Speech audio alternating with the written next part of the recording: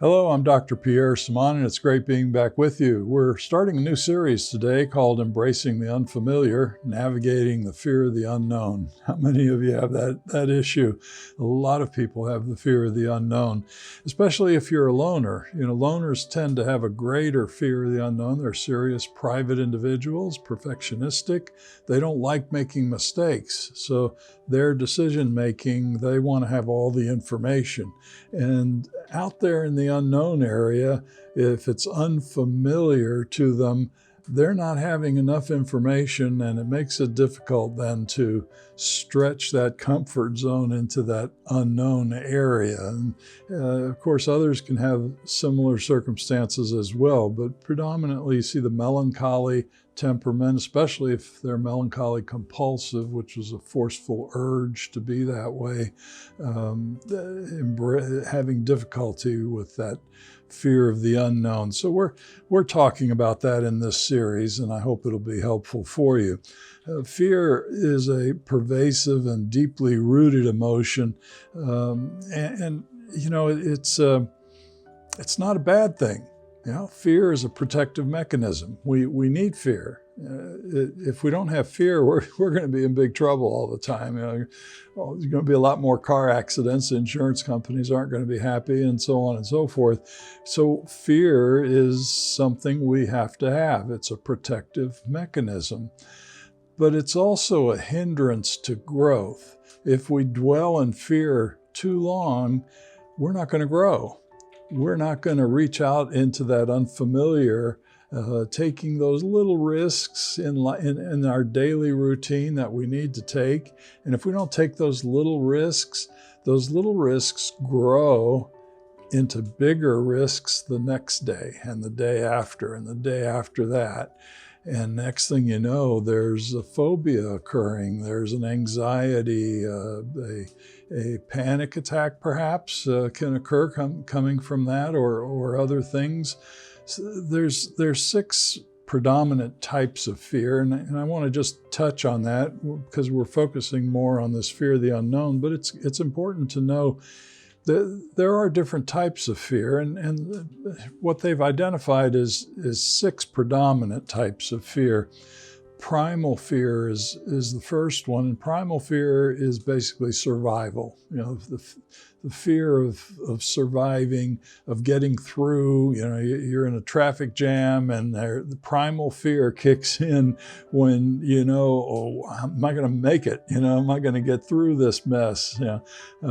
Social fear, that's just kind of getting along and being around others, and that's a typical fear that many people may have. Existential fear is another type of fear, and that is basically the fear of life, fear of dying, fear of living, fear of this or that. All parts of life is existential fear. Phobias is another type of fear, and that's more specific, and it's irrational.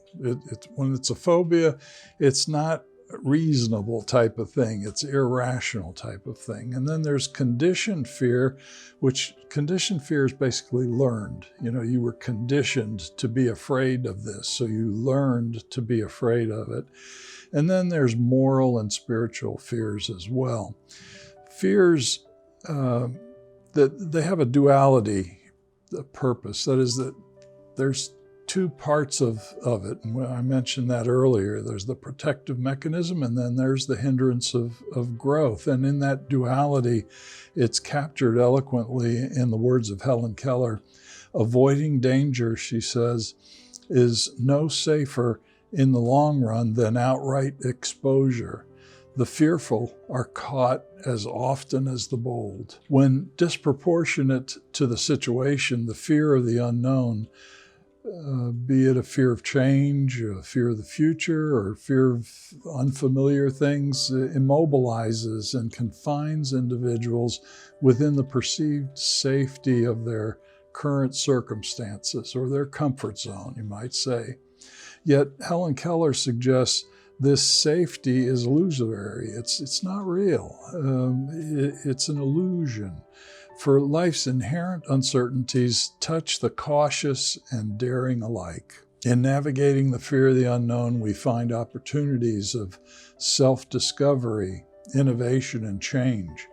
If I'm afraid of what's going to happen, or I'm not sure what's going to happen if I go to the mall, let's say, well, if I don't go, I'm not going to experience discovery there. I'm not going to learn something new. I'm not going to experience a change. So, okay, I'm going to make myself go to the mall and experience those things. Inevitably, when you look back on those things and you kind of say, well, I went and, I had a good time and I got to see a lot of different people and I got to buy something that I needed and so on and so forth. And it was a good thing. The more often you do those good things, the less fearful they become and the more normal, the more at ease you are in doing them. By embracing the uncertainty that fear often signals, individuals can open themselves to new experiences, deeper understandings, and the potential to genuine fulfillment. This path requires courage and a willingness to explore the unknown depths of being and the world around us. So we're diving into the unknown here, embracing fear as a gateway to spiritual enlightenment and genuine fulfillment in a world of uncertainty. And oh my gosh, so much uncertainty going on all around the world today. You wake up wondering, what are we going to read about? What's new? Embracing uncertainty as a path of new experiences is foundational to the mental, emotional, and spiritual growth. So a growth mindset, as they might say, it's a term that's been popularized. A growth mindset encourages the belief that one's abilities and intelligence can be developed through dedication and hard work. So in other words, you want to grow? You got to stretch yourself. You got to take the next step. You have to do something that perhaps you haven't done. Each day when I pray, Lord, help me to do better today. Help me to serve you better today than I did yesterday. It's pushing me in my thinking a little further than I went yesterday. Do a little bit more. Try a little bit harder. It's encouraging me towards that growth mindset and spiritual growth. This mindset fosters a love of learning and resilience essential for great accomplishment. Viktor Frankl, a survivor of the concentration camps, discussed the concept that embracing the unknown can lead to authentic contentment. Now you think, how can that happen? Here you went through this traumatic, terrible experience of being in a concentration camp during World War II. How do you get anything good out of that? How can you even imagine anything good out of that?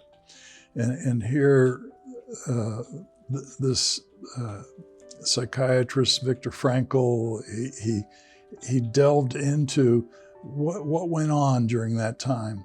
He looked at the survivors. He looked at those that didn't survive. He observed and he thought in his mind what made the difference of those two groups. And certainly there are circumstances beyond each individual's control. But for those that survived, he noticed the difference. They had an attitude. There was a difference in the way that they thought, the way they addressed things during their time in captivity, as well as his own difference in how he saw himself and how he went through each day.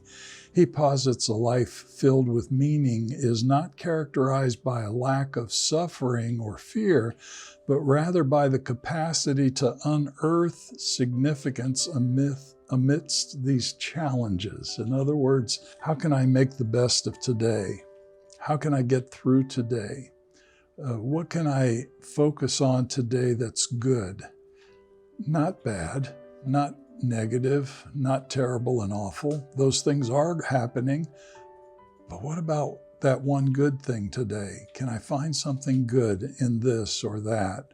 What can I focus on that's positive, that can make me perhaps look forward to tomorrow? look forward to experiencing this again tomorrow. It gives you hope. Hope is survival. Individuals may uncover their distinct purpose and achieve true fulfillment by accepting uncertainty and fear. Face those fears. Look for that one good thing. If you're in a traffic jam, as an example, I'm living in Atlanta, so I'm thinking a lot about traffic on the interstates and all that. If you're in a traffic jam, for example, what's a good thing about being in a traffic jam, if anything? Yeah. Well, let's see. Okay, I get to see the people. I like looking at people's faces in their cars, and I picture, what they must be like, what's their personality like, or, what's going on in the car. Are they happy? Are they sad? Are they talking to somebody? Are they just dancing, listening to their music? What's going on there? And so I get something out of it instead of just sitting there being angry that the traffic has stopped. Fear is a signal of deeper understanding. From a secular psychoanalytic perspective, Carl Jung in 1959 posited that confronting the shadow self is essential for achieving individuation, he called it, a process of integrating the unconscious with a conscious self. Fear often arises as a signal for the unknown aspects of the self and world that lies in that shadow self. What are those unconscious and perhaps conscious thoughts that you might be having in the background, those dark thoughts? By facing these fears, individuals can better understand themselves and the Jungian collective unconsciousness, as he would put it, leading to a more harmonized and fulfilling life. However, I kind of look at things from a biblical perspective, and in a biblical perspective, there's a biblical narrative that resonates with confronting and integrating aspects of the shadow self that can be seen in the Bible and through Jacob wrestling with the angel in Genesis chapter 32, verses 22 to 32. Read that for yourself, where in this narrative, Jacob spends a night alone on the banks of the Jabbok River, where he encounters a mysterious figure. And we look at that as that was Jesus, with whom he wrestles until dawn. The figure is often interpreted as an angel or a manifestation of God. Jacob refuses to let go. He hangs on tightly in the struggle until he receives a blessing. I'm not letting go until I get a blessing. You have to bless me. And he held on through the night. The figure then changes Jacob's name to Israel, saying, "For you have struggled with God and with humans and have overcome." This encounter is pivotal for Jacob and for all of us that read it as well, marking a significant transformation in his life and identity. From a mental and emotional perspective, this wrestling match can be seen as Jacob confronting his shadow self. Throughout his life, Jacob had engaged in deception, trickery. He impersonated his brother Esau to receive his father Isaac's blessing, and had engaged in cunning dealings with his uncle Laban. And keep in mind, God had already foretold that Jacob would receive the blessing. But God didn't say, you're going to do it underhandedly. Jacob went about it underhandedly through the influence of his mother. And unfortunately, in doing so, it created more problems for him. He received the blessing, but he didn't do it God's way. He did it his way. So he did it through deception. And in doing so, that damaged his conscience. It damaged his mind, you might say. It put him in a shadow, in a darkness I can't allow myself to be seen. I'll be vulnerable. They will see that I'm a liar, or they will see that I'm this, or they will see that I'm that. I have to keep it down. That's the shadow self, that unconscious and sometimes leaking, coming up conscious person that we all hold back a little something of ourselves, don't we?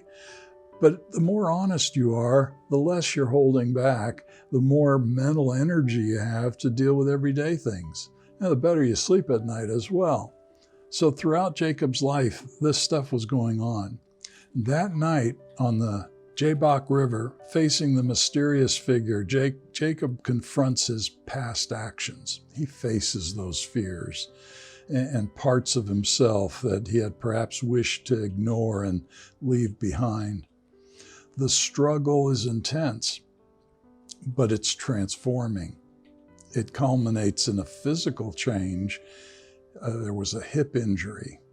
God touched his hip, and whether it went out of joint or broke or whatever happened, it doesn't say, but he touched his hip. And from that point on, Jacob walked with a limp. And that's one way we know it wasn't just a dream. It was something that actually physically happened. And he received a new identity, the name of Israel, which can be interpreted as he struggles with God. This event symbolizes Jacob's confrontation with his vulnerabilities, mistakes, and the darker aspects of his personality, the shadow self, or the flesh, we might say, or we could also say the addictive personality. By engaging in this struggle and refusing to let go without a blessing, Jacob's willing to confront and integrate these aspects of himself into a more mature and complete identity. That's part of recovery, isn't it, for those that are dealing with addictions and they go into treatment? It's facing it. It's a willingness to let this dark side, the flesh stuff, the addictive personality, be exposed, to let it come up, talk about it, get it out, discuss it, what could have been done differently, how to do it differently for the future, how to grow, in other words. And that's what we all want to do. Even if you're not coming out of an addiction, all of us need to continue growing. Our life is a life of a journey of growth. This biblical story encapsulates the journey of facing and integrating the shadow self, akin to Jung's individuation process. It highlights the need to confront our inner conflicts, fears, and denied aspects to emerge more robust, integrated, and blessed. Jacob's story is a testament of the power of facing one's shadow, that personal ugly self, or that dark side, or that weakness of you that perhaps you don't like, that you wish you didn't have. Facing the shadow for personal growth and transformation. The Bible teaches that God is sovereign over all things, and this understanding is foundational to embracing uncertainty. Proverbs chapter 3, verses 5-6 says, "Trust in the Lord with all your heart and lean not on your own understanding. In all your ways submit to him, and he'll make your paths straight." I can't reason it out. If I'm dealing with something unfamiliar, unknown, then I have to face it. I face it with as much knowledge as I can, but because it is unknown, there's still a certain risk involved. So to get through that risk, or be brave enough to face that risk, I add some strength to myself by embracing God, by hanging on to God, knowing, okay, he's got my back.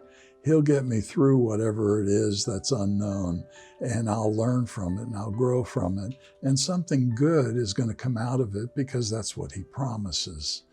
And that's what happens. Philippians chapter 4, verses 6-7 offers guidance on finding peace amidst uncertainty by emphasizing the importance of prayer and gratitude in cultivating a sense of peace when facing the unknown. It says, "Do not be anxious about anything, but in every situation by prayer and petition, With thanksgiving, present your requests to God. God, I don't know about that. I've got to hit the highway tomorrow. It's going to be a lot of traffic. I'm going to need your help. I'm going to need you to, help me through that, make my path clear and whatever you might want to say. Now I'm petitioning God. I'm asking God for that little extra something for tomorrow. And the peace of God, the Bible goes on to say, which transcends all understanding, will guard your hearts and minds in Christ Jesus. What is that doing when you're praying? It's taking you out of the basement of the brain, as we've talked about many times before, where your fight or flight center is, the limbic center of the brain, takes you out of the basement where fear and apprehension and self-protection is located. Selfishness is down there. It takes you out and puts you upstairs, the upper room, I call it. That part of the brain where your reasoning is located, where your good thinking is located, where your problem solving and detailed thinking is located up top. You're able to think through those things. In prayer, it puts you up there. It walks you up the steps of the basement, out of the basement, and into that upper room. The role of faith is a central theme in navigating uncertainty, as seen in Hebrews chapter 11, verse 1, where it says, now faith is confidence in what we hope for and assurance about what we don't see. Confidence.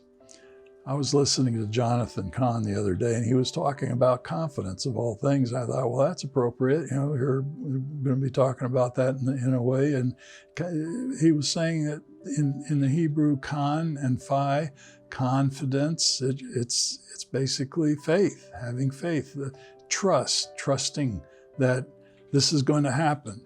I believe he'll get me through the traffic tomorrow. Okay, I'm going to do it because I have confidence he's going to help me through it. Even if it's a traffic jam, he's going to help me through it because I have confidence he's going to do that. Do you have confidence about tomorrow? Do you have confidence about that unknown?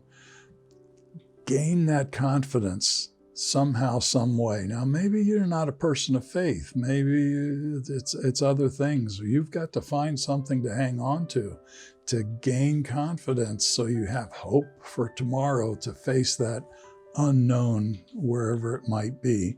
The Bible also speaks of perseverance through trials and the value of enduring trials and uncertainties to strengthen one's faith and character, leading to spiritual growth. Perseverance, stick-to-itiveness. James chapter 1, verses 2-4 states, consider it pure joy, my brothers and sisters, whenever you face trials of many kinds, because you know that the testing of your faith produces perseverance. It produces stick-to-itiveness. Let perseverance finish its work so that you may be mature and complete, not lacking anything. In times of uncertainty, the unchanging nature of God provides comfort, assurance, peace. Oh, okay, I've prayed, I've put it in God's hands. I'm going to have confidence that He's going to get me through that traffic tomorrow. Hebrews chapter 13, verse 8 reminds us Jesus Christ is the same yesterday and today and forever. The one thing that most scholars who are even atheists believe, and I think the figure is 80%, they believe that Jesus was real. They believe that He was crucified, and they believe there was a resurrection. 80%, 80 to 85% believe that, even if they're not Christians or not believing in God. The evidence proves it out. And of course, scholars, scientists, they look at the evidence. That's big for them. Well, the evidence is insurmountable with all that, all the witnesses and all of that. They can't deny that. Okay, that happened, but they don't want to say how. They don't know how, many of them. But despite those doubts, it happened.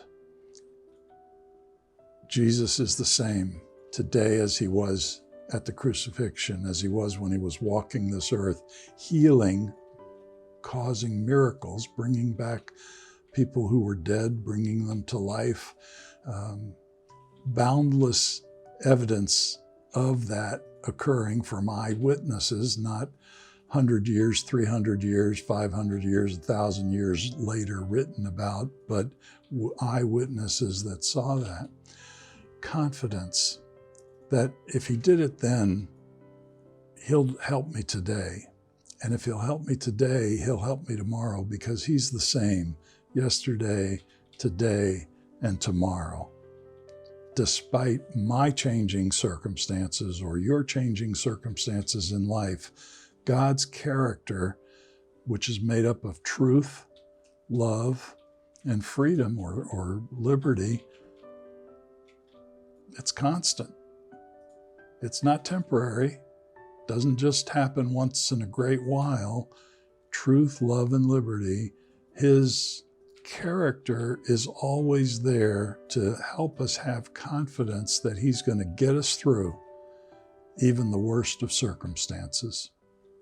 The Christian tradition, for example, speaks to the value of faith in the face of the unknown, suggesting that individuals find true peace and fulfillment through surrendering to God's will. Okay, Lord, I'm putting it in your hands. I'm surrendering tomorrow to you. I'll take those steps, and I'm confident you're going to be with me to get me through. This surrender requires embracing the uncertainties of life, trusting that they serve a higher purpose and lead to greater wisdom and understanding. While a daunting adversary, the fear of the unknown is a powerful catalyst for growth and transformation. Helen Keller's insight invites us to consider that facing our fears rather than avoiding them can lead to a more prosperous and adventurous life.